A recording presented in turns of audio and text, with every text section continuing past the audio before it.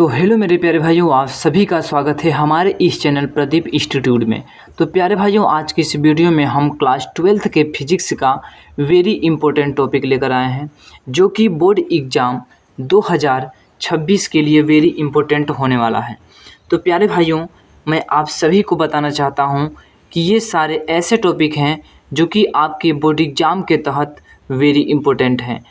तो आप लोग इस सारे टॉपिक को तैयार कर लोगे तो फिजिक्स में 70/70 का हल करके आओगे ज़रूर। तो मैंने आप सभी के लिए भाग 1 का टॉपिक अलग किया हूं और भाग 2 का टॉपिक अलग किया हूं। तो आप लोग इन दोनों टॉपिकों को तैयार करिएगा। तो देखिए, इसमें क्या है कि क्लास 12 का फिजिक्स 2026 है और आप सभी के लिए यहाँ पर लिखा हुआ कि मात्र आप लोग 70 टॉपिक पढ़ लो। बोर्ड परीक्षा में यही टॉपिक आएंगे, 70 में 70 का हल करके आएंगे। केवल आप लोग इन 70 टॉपिक को पढ़ लोगे तब प्यारे भाइयों।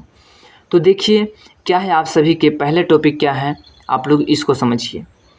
तो पहला टॉपिक क्या है आप सभी का? पहला टॉपिक है आपका आवेश तथा आवेश के प्रकार। क्या है आपका? आवेश तथा आवेश के प्रकार। इसको आप सभी को तैयार करना है। फिर इसी के बाद आपका दूसरा क्या है, कूलाम का नियम। इसको भी आप लोग तैयार करिए। ये सब क्या है, वेरी इंपॉर्टेंट है। इसी के बाद कूलाम के नियम का सदिश रूप क्या होता है, इसको आप लोग तैयार करिएगा। इसी के बाद अगला क्या है, विद्युत बल रेखाओं की गुण। विद्युत बल रेखाओं के गुण क्या है, आप लोग इनके 5-6 गुण को याद करिएगा। फिर और विद्युत बल रेखाओं की परिभाषा क्या होते हैं, आप लोग इसको तैयार करिएगा। अगला टॉपिक क्या है, विद्युत द्विध्रुव आघूर्ण। विद्युत द्विध्रुव आघूर्ण क्या होता है, इसके बारे में आप लोग समझिएगा और इसको तैयार करिएगा। यदि आप लोग कमेंट करेंगे तो हम आप सभी के लिए इन सारे टॉपिकों का आंसर प्रोवाइड कर दूंगा। आप लोग कमेंट करेंगे तब प्यारे भाइयों। तो आप लोग कमेंट अवश्य करिएगा ताकि मैं आप सभी के लिए इन सारे टॉपिकों का सॉल्यूशन भेज सकूं। फिर देखिए अगला टॉपिक क्या है, विद्युत द्विध्रुव की अच्छी स्थिति में वैद्युत क्षेत्र की तीव्रता। ये तो आपका वेरी इंपॉर्टेंट है, क्योंकि आपके जो चैप्टर 1 है इसमें से आपके ये दोनों टॉपिक, जो विद्युत द्विध्रुव की निरक्षी और अच्छी, इन दोनों का आप लोग तैयार करिएगा, क्योंकि इसमें से एक टॉपिक ज़रूर ही पूछा जाएगा। तो इसी के बाद आपका अगला टॉपिक क्या है, अगला टॉपिक आता है क्या कि गॉस का प्रमेय। देखिए गॉस का प्रमेय क्या होता है, इसका अनुप्रयोग आप लोग समझ के आइएगा। क्या?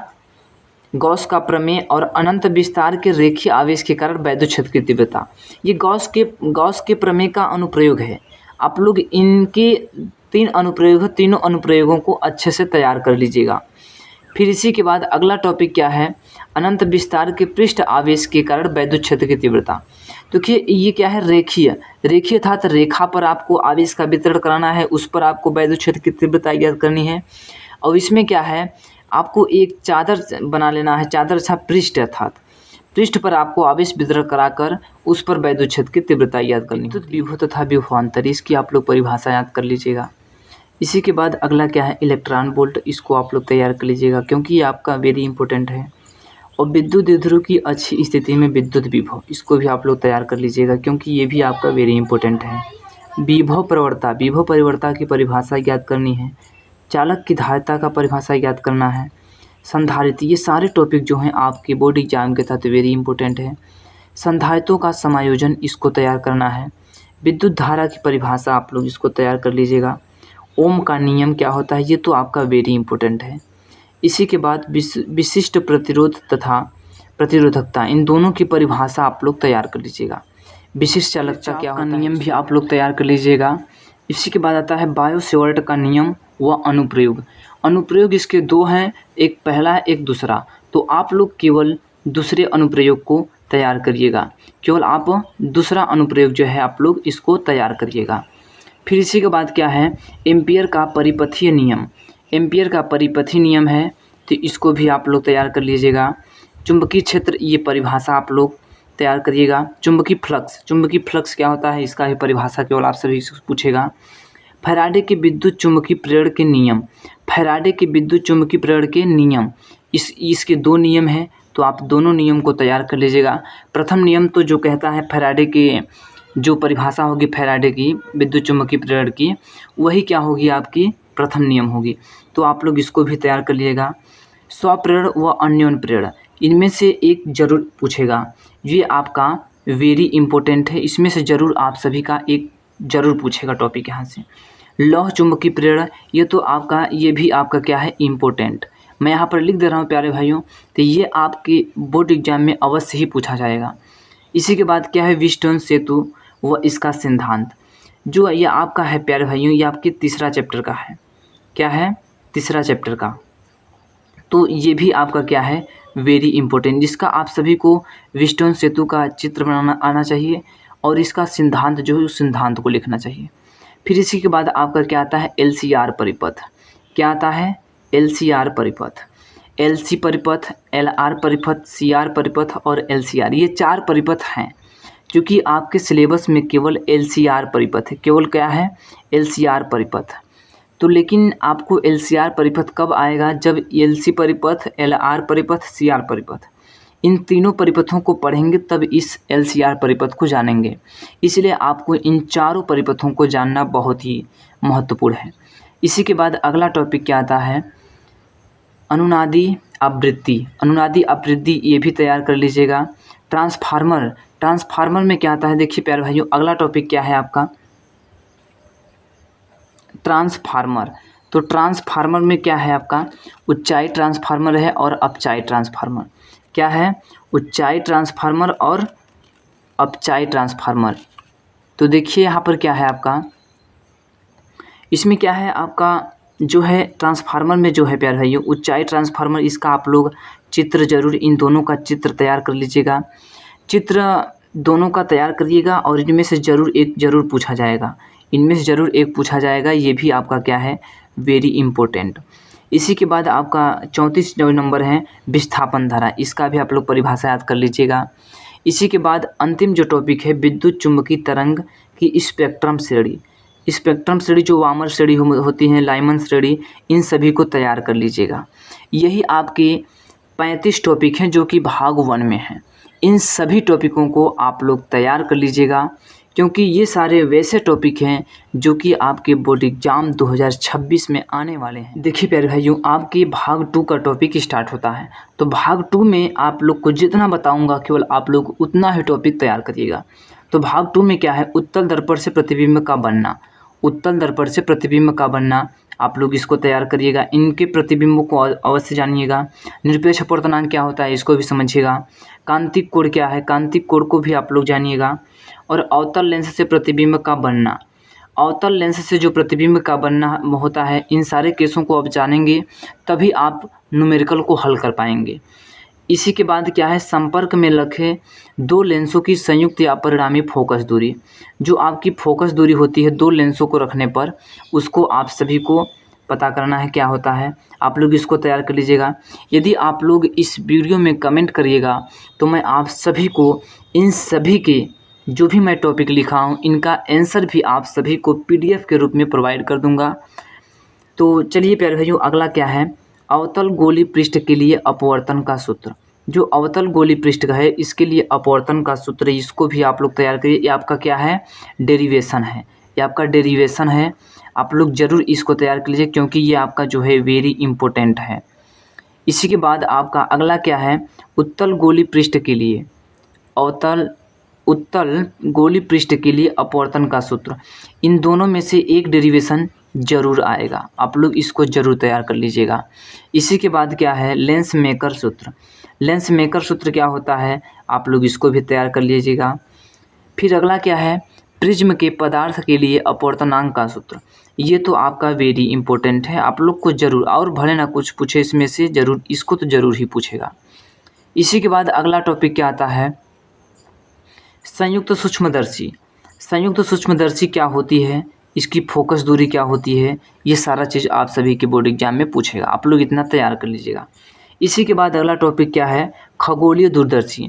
खगोलीय दूरदर्शी को तैयार कर लीजिएगा, इसका भी आप सभी को चित्र बनाना आना चाहिए और इसकी परिभाषा भी आनी चाहिए और फोकस दूरी न्यूनतम पर क्या होती है और डी दूरी पर क्या होती है, इन सभी को तैयार करना होगा।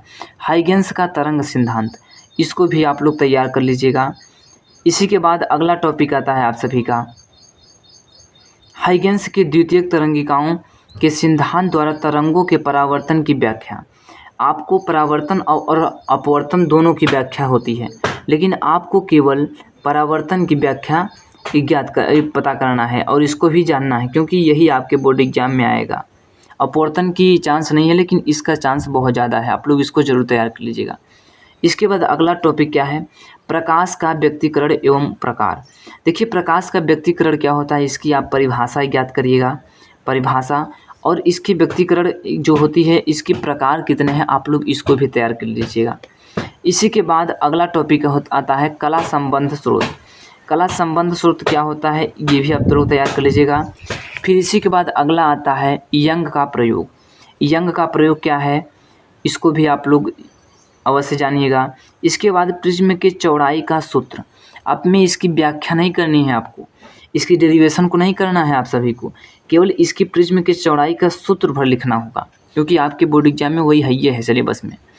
इसी के बाद अगला क्या है, विवर्तन तथा प्रकार। विवर्तन क्या होता है, विवर्तन कितने प्रकार के होते हैं, इसको भी जानिएगा आप सभी लोग। इसी के बाद अगला क्या है, व्यक्तीकरण तथा विवर्तन में अंतर। ये आपका वेरी इंपॉर्टेंट है। क्या है ये आपका वेरी इंपॉर्टेंट है, इसको ज़रूर आप लोग तैयार कर लीजिएगा। इसी के बाद अगला क्या है आपका प्रकाश का ध्रुवण। प्रकाश का ध्रुवण क्या होता है, आप लोग इसको भी तैयार कर लीजिएगा। इसी के आगे आपका क्या है, बूस्टर का नियम। बूस्टर का नियम जो है ये भी आपका क्या है, वेरी इंपॉर्टेंट है। इन सभी टॉपिकों को आप लोग तैयार करिएगा। इसी के बाद अगला क्या है, मैलस का नियम। मैलस का नियम क्या होता है, आप लोग इसको तैयार करिएगा। पोलराइड क्या होता है, पोलराइड को तैयार करिएगा। प्रिज्म नहीं, यहाँ पर है प्रकाश विद्युत प्रभाव। प्रकाश विद्युत प्रभाव की परिभाषा जो है आप लोग इसको तैयार करिएगा। प्रकाश विद्युत प्रभाव की परिभाषा क्या है, ये आपके बोर्ड एग्जाम में अवश्य पूछेगा। इसके बाद आपका आता है कार्यफलन। कार्यफलन क्या होता है, इसको तैयार करिएगा। देहली आवृत्ति, ये सारे टॉपिक जो हैं आपके बोर्ड एग्जाम के तहत वेरी इंपॉर्टेंट हैं। फिर इसी के बाद संतप्त विभव, इसको आप लोग तैयार करिएगा। अगला क्या है आपका प्रकाश वैद्युत प्रभाव संबंधी आइंस्टीन का समीकरण। जो आइंस्टीन ने समीकरण दिया था, ये आपका भी वेरी इंपॉर्टेंट है, ये भी आप लोग तैयार कर लीजिएगा। इसी के बाद अगला क्या है, रदरफोर्ड का अल्फा प्रकीर्णन प्रयोग। रदरफोर्ड ने अल्फा प्रकीर्णन किस तरह प्रयोग किया था, इसको भी आप लोग समझिएगा। इसी के बाद अगला क्या है, रदरफोर्ड परमाणु मॉडल की कमियां। इनकी कमियां क्या क्या थी, इनको भी आप लोग लिखिएगा और समझिएगा। इसको आप लोग इन जितने भी टॉपिक बता रहा हूँ, इतना बस टॉपिक आप लोग तैयार कर लीजिए बस प्यारे भाइयों। फिर इसी के बाद अगला क्या है, नील्स बोर परमाणु मॉडल। नील्स बोर ने कौन से परमाणु मॉडल को दिया था, इसको भी आप लोग याद करिएगा। इसी के बाद अगला क्या है, हाइड्रोजन स्पेक्ट्रम में विभिन्न प्रकार की श्रेणियाँ। ये आपकी इस श्रेणियों को भी याद करना है, इनको भी आप लोग समझिएगा। फिर इसी के बाद अगला क्या है, समस्थानिक व संभारिक। इन दोनों को भी ज्ञात करिएगा और इनमें अंतर भी आप लोग जरूर आप लोग समझिएगा। फिर नाभिकीय बल गुण। नाभिकीय बल गुण क्या है, इसको आप लोग समझिएगा।